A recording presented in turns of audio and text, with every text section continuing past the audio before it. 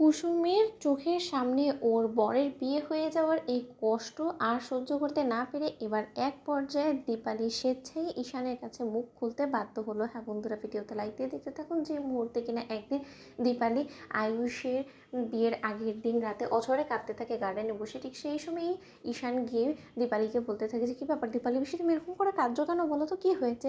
ও বুঝতে পেরেছি, কাল ভাইদার বিয়ে, যাকে কিনা তুমি নিজের হাতে ছোটোবেলা থেকে মানুষ করেছো, তাকেই আজকে অন্যের হাতে তুলে দেওয়ার কষ্টটা তোমার হয়তো বা সহ্য হচ্ছে না, তাই তো। ঠিক সেই সময় দীপালি যখন বলতে থাকে যে না ঈশান বাবা না, আমারই চোখের জোর অন্য কিছুর জন্য। অন্যদিকে ঈশান যখন বলতে থাকে যে কিসের কষ্ট পাচ্ছ তুমি, সেটা তো অন্তত আমাকে বলো, আমি যদি তোমার কষ্টটা দূর করতে পারি, বলো না কী হয়েছে। ঠিক সেই সময় দীপালি যখন বলতে থাকে যে ঈশান বাবা, আজকে অনেক বড় একটা সত্য মুখোমুখি তুমি হতে চলেছো।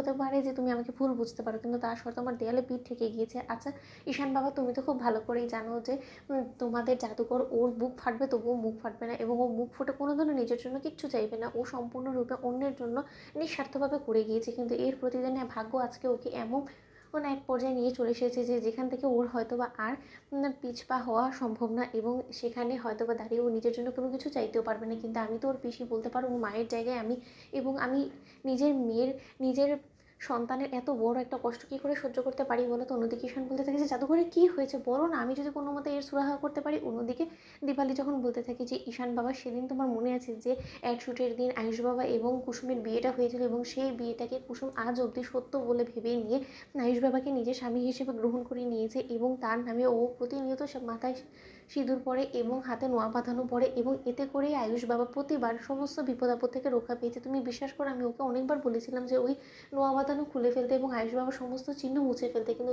যখনই আয়ুষ বাবার সমস্ত চিহ্ন মুছতে গেছে, ঠিক তখনই আয়ুষ বাবার কোনো না কোনো বিপদ হয়েছে। আয়ুষ বাবার যে অ্যাক্সিডেন্ট হলো তোমার নিশ্চয়ই মনে আছে, সেটাও নোয়া বাঁধানো খোলার কারণেই হয়েছে।